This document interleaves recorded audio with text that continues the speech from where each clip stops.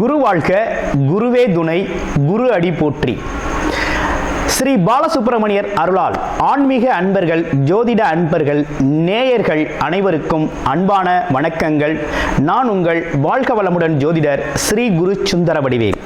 இப்போ பார்த்தீங்கன்னா இந்த வருடத்தின் 2025 மூன்றாவது பெயர்ச்சியான ராகு கேதுக்களின் பெயர்ச்சியை பற்றி முழுமையாக பார்க்க இருக்கிறோம். இவங்க பார்த்தீங்கன்னா வருகின்ற மே மாதம் 18ஆம் தேதி ஞாயிற்றுக்கிழமை பெயர்ச்சி ஆகுறாங்க. மீன ராசியிலிருந்து கும்ப ராசிக்கு ராகு பகவானும், அதே நேரத்தில் கன்னி ராசியில் இருக்கக்கூடிய கேது பகவான் சிம்ம ராசிக்கும் பெயர்ச்சி ஆகுறாங்க. இவங்க எப்போதுமே பார்த்தீங்கன்னா ரிவர்ஸ் டைரக்ஷனில் தான் இவங்க பெயர்ச்சி பலன் அப்படிங்கிறது இருக்கும். ராகு கேதுக்கள் சாயா கிரகங்கள் அப்படின்னு சொல்லக்கூடிய இவங்களோட பலன்கள்லாம் எப்படி இருக்கும் அப்படின்னு பார்க்கையில் அதுக்கு முன்னால் ராகு கேதுக்கள் எப்படிப்பட்டவர்கள் அப்படிங்கிறதையும் சின்னதாக நம்ம தெரிஞ்சுக்கலாம். ராகு அப்படிங்கிறவர் பார்த்தீங்கன்னா உலக போகங்களை அனைத்தையும் கொடுத்து பிற்பகுதியில் அதற்கான அனைத்து விதமான வாய்ப்புகளையும் கொடுப்பார். ராகு உலக போகங்களில் அனைத்து விதமான வாய்ப்புகளையும் கொடுத்து பிற்பகுதியில் அதன் மூலமாக சின்ன சின்ன தவறுகளை செய்ய வச்சு சிறு தண்டனைகளையும் கொடுக்கறது மட்டும் இல்லாமல் கொடுக்கிறவர் தான் ராகு. கேது அப்படிங்கிறவர் பார்த்தீங்கன்னா ஆரம்பத்திலேயே பல்வேறு விதமான கஷ்டங்களையும் துன்பங்களையும் இன்னல்களையும் கொடுத்து தன்னோட பிறப்பின் நோக்கத்தை அறிய செய்து பிறகு அவங்களுக்கான வசதி வாய்ப்புகளை கொடுக்கிறவர் தான் கேது பகவான். இருவருமே ஒருத்தருக்கொருத்தர் பெரிய பலம் வாய்ந்தவர்களாக இருக்கிறாங்க. ஜோதிடத்தில் எல்லாரையும் விட மிகவும் பலம் வாய்ந்தவர் ராகு பகவான் இருக்கிறார். அதை விட ஒருபடி மிஞ்சி கேது பகவானும் இருக்கிறார். இப்போ இவங்களை தாண்டி மிகப்பெரிய விஷயங்களை இந்த ஜோதிடத்தில் செய்ய முடியாது. இந்த ராகு கேதுக்கள் அப்படிங்கிறது பார்த்தீங்கன்னா சந்திரன் சூரியனை நெருங்கி செல்லுது அப்படின்னா சந்திர கிரகணம், சூரிய கிரகணம் அப்படிங்கிறது ஏற்படக்கூடிய ஒரு அமைப்பு இருக்குது.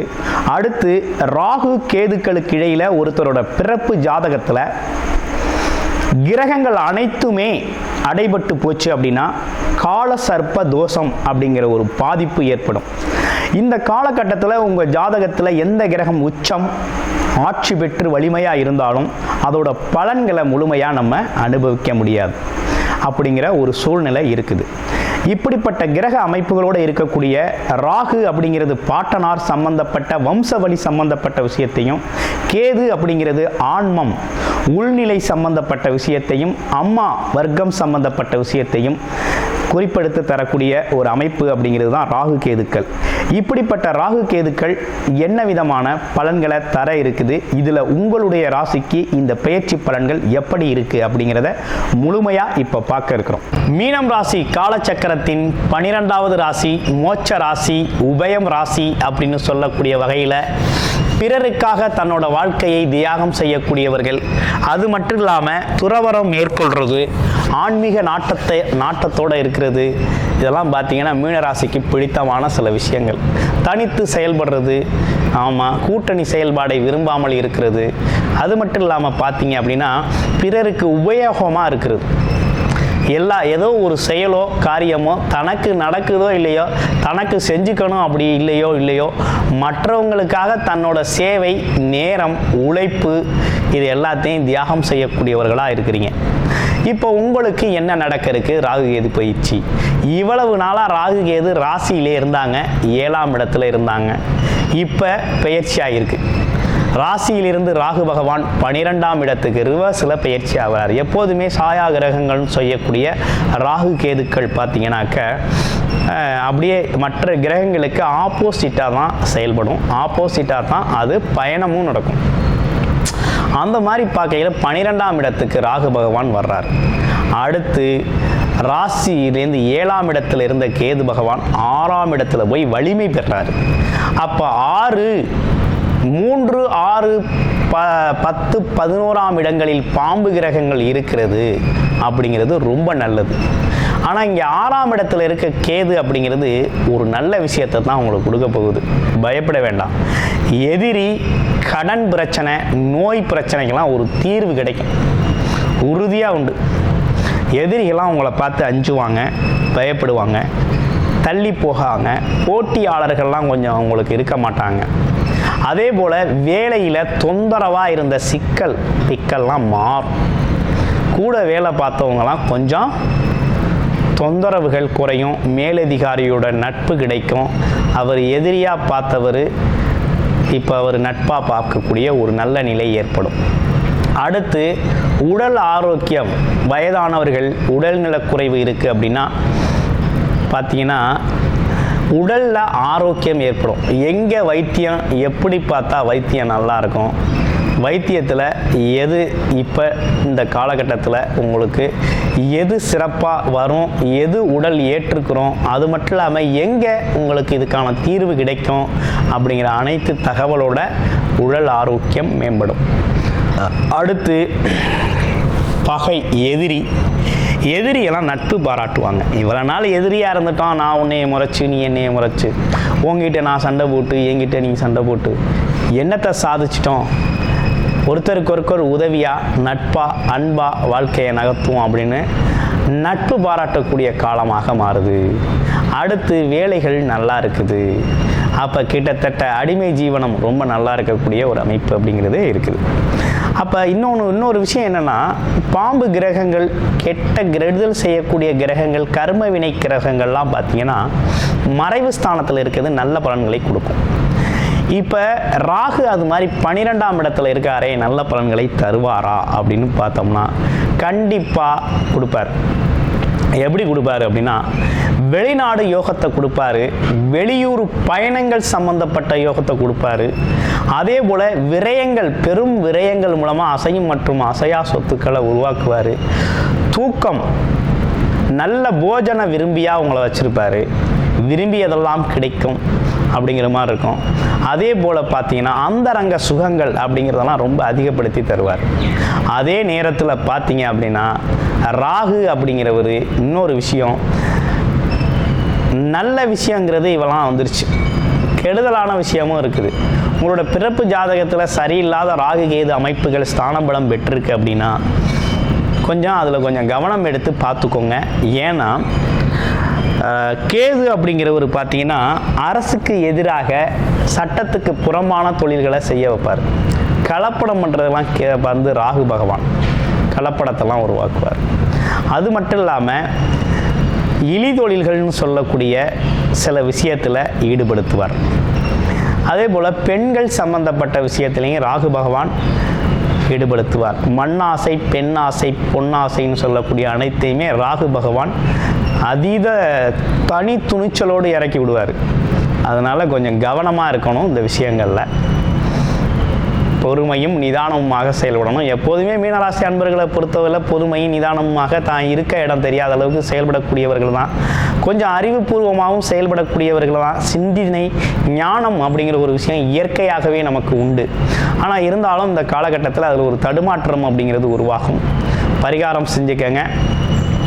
வாரம் துர்க்கை அம்மன் வழிபாடு செவ்வாய்க்கிழமைகளில் செஞ்சுக்கங்க, ரொம்ப சிறப்பு மிக்கதாக இருக்கும். சரி, அடுத்து இவ்வளவு விஷயங்கள் இருக்குது. அப்போ ராகு கேதுக்கள் சாதகமாக இருக்குது அப்படிங்கிறத நம்ம தெரிஞ்சுக்கிட்டோம். ஆனால் சனி பகவான் ஜென்மச்சனியாக இருக்கிறாரு. அப்போ ஜென்மச்சனிக்கான பாதிப்பு இருக்கத்தானே செய்யும் அப்படின்னு பார்த்தோம்னா கண்டிப்பாக இருக்கத்தான் செய்யும். ராகுவை குரு பார்த்துடுறாரு, அதனால் ராகு கட்டுக்குள்ளே வந்துடுவார். ராகுவால் இருக்கக்கூடிய பாதிப்புகள் உங்களுக்கு கிட்டத்தட்ட குறைஞ்சிரும். குரு பார்த்தால் கோடி நன்மை. எப்பேற்பட்ட பாவகரமான இடங்களையும் குரு பார்க்க பாவங்கள் போக்கப்படும், கஷ்டங்கள் தீர்க்கப்படும் அப்படிங்கிறது தான் குருவோட விஷயம். குரு பார்த்தால் கோடி நன்மை. அந்த வகையில் குரு பார்த்துறாரு. ஆனால் சனி பகவான் அப்படிங்கிறது ஜென்மச்சனியாக அமர்ந்துட்டாரு. அப்போ சனி பகவானோட காரகத்துவங்கள் என்ன அப்படிங்கிறத பார்த்துக்கிட்டீங்க அப்படின்னா, தர்ம நியாயப்படி நடக்கணும், சுறுசுறுப்பாக இருக்கணும், சோர்வு அதிகரிக்கக்கூடாது, சோம்பலுக்கு இடம் கொடுக்கக்கூடாது, இதெல்லாம் கொஞ்சம் இருங்க. வேலை உழைப்பு, உடல் உழைப்பை அதிகப்படுத்துங்க. இயலாதவர்களுக்கு உதவி செய்யுங்க. வயதானவர்கள், அதே நேரத்தில் உதவி தேவைப்படுகின்ற அனைவருக்கும் உங்களோட உதவிகளை செய்யுங்க. முடிஞ்ச வரையும் சேரிட்டியை அதிகப்படுத்துங்க. வாழ்க்கை வளமாக அமையும். அப்படிங்கிறது தான் இந்த காலகட்டத்துக்கான விஷயமா இருக்குது. குரு உங்களுக்கு சாதகமான இடத்துல எங்கேயாவது இருக்காரா பார்க்குறாரா அப்படின்னா பாதகம் ஏற்படாமல் பார்த்துக்கிறார். 8ஆம் இடத்தை பார்க்குறாரு. அடுத்து பார்த்தோம் அப்படின்னா உங்கள் ராசிக்கு 10ஆம் இடத்தை பார்க்குறார். தொழில் ஸ்தானம் நல்லா இருக்கு. தொழில் நல்லா இருக்கு, வருமானம் வரும், தொழிலில் முன்னேற்றம் உண்டு, நல்ல பொருளாதார உயர்வு ஏற்படும். ஆனால் உடல் ஆரோக்கியத்திலையும் ரிலேஷன்ஷிப்லையும் கவனம் எடுத்துக்கணும் அப்படிங்கிறது மாதிரி இருக்குது. இப்போ ராகு கேதுக்கள் உங்களுடைய பிறப்பு ஜாதகத்தில் எப்படி இருக்குது? ராகு எப்படிப்பட்டவர், கேது எப்படிப்பட்டவர்? ராகுவை பொறுத்த வகையில் பார்த்தீங்க அப்படின்னா பாட்டனார் வழி, கேது அப்படிங்கிறது பாட்டியார் வழி, அம்மா சொந்தம், அது அப்பா சொந்தம். அப்படின்னா இந்த ராகு அப்படிங்கிறது குலதெய்வம் சம்பந்தப்பட்ட நம்ம குலம் சம்பந்தப்பட்ட விஷயத்தை குறிக்குது. அது இல்லாமல் முன்வினை பயன்கள் இருக்குது. பாட்டனார் பாட்டியார், அது மட்டும் இல்லாமல் முன்னோர்கள் செஞ்ச பாவங்கள், பாவ மூட்டைகள், கர்மா, நீங்கள் முற்பிறவியில் செஞ்ச கர்ம வினைகள், இவை அனைத்தும் பார்த்தீங்கன்னா ராகு அனுபவத்தை கொடுப்பார். பெரிய சுகத்தை கொடுத்து அதில் ஒரு பிரச்சனையை கொடுத்துட்டு போயிடுவார். கேது என்ன பண்ணுவார்? ஆரம்பத்திலே கெடுத்துருவார். மனசை சஞ்சலப்படுத்திடுவார், கஷ்டப்படுத்திடுவார், குறுக்கிடுவார். அதுக்கப்புறம் அதுக்கான இன்பத்தை தருவார். இந்த வாழ்வியலே வெறுத்து போகிற சூழ்நிலையில் இருக்கையில் வாய்ப்புகளை கொடுத்து புத்துயிர் கொடுத்து உங்களை உட்கார வைப்பார். அப்போ 2 பேருமே பார்த்தீங்கன்னா வேறு வேறு விதத்தில் செயல்படுவாங்க. கேது அப்படிங்கிறது உள்நிலையிலே செயல்படுவார். மனதோட உள்நிலை, ஆத்மம், ஞானம், அது மட்டும் இல்லாமல் இறைநிலை, உணர்வு அப்படிங்கிறது மாதிரி அது உள்நிலையில் கொண்டு வருவார். உடம்போட உள்நிலை, மனநிலை விஷயத்தை குறிக்கும். ராகு அப்படிங்கிறது வெளிநிலை, வெளியில் இருக்கக்கூடிய சுகபோகங்கள், உணவு, உடை, அலங்காரம், ஆடம்பரம், அது மட்டும் இல்லாமல் கௌரவம், பதவி, இந்த மாதிரி சுகபோகங்களை அனுபவிக்க செய்கிறவர் ராகு. அப்போ இவங்க 2 பேருமே எதிரெதிர் திசையில் பயணம் செய்வாங்க. எதிரெதிரான விஷயத்துக்கு ஈடுபடுத்தக்கூடியவர்களாக இவங்க இருக்கிறாங்க. அப்போ இந்த காலகட்டத்தில் நீங்கள் கூடுமான வரையும் உங்களுடைய பிறப்பு ஜாதகத்தில் ராகு கேதுக்கள் ஸ்தான பலம் உங்களுக்கு சாதகமாக இருக்கா பாதகமாக இருக்கா அப்படிங்கிறத பார்த்துக்கணும். அதற்கான தசாபுத்திகள் அமைப்பு ஏதாவது நடக்குது அப்படின்னா பரிகாரங்களை எடுத்துக்கோங்க. அப்படி இல்லை அப்படின்னா சாதகமாக இருக்குது அப்படின்னா அதற்கான முயற்சிகள் எடுத்து வெற்றி பெறுங்க. ஏன்னா ராகு கேதுக்கள் அப்படிங்கிறது ரொம்ப சாதகமான இடத்துல அமர்ந்து நமக்கு நல்ல பலன்களை கொடுக்கணும்னு முடிவு பண்ணிட்டா மகாராஜாக்கள் போல அள்ளி கொடுக்கக்கூடியவர்கள். உங்களை இருக்கிற இடத்துலேருந்து மிகப்பெரிய உச்சம் தொடர்றதுக்கு உயரமான இடத்துல உட்கார வச்சுட்டு போயிடுவாங்க ராகு கேதுக்கள். ராகு கேதுக்கள் இந்த ஜோதிடத்தில் மிகவும் வலிமை வாய்ந்தவர்களாக இருக்கிறாங்க. அப்போ இவங்களோட ஆக்குபேஷன், அதாவது இவங்களோட இந்த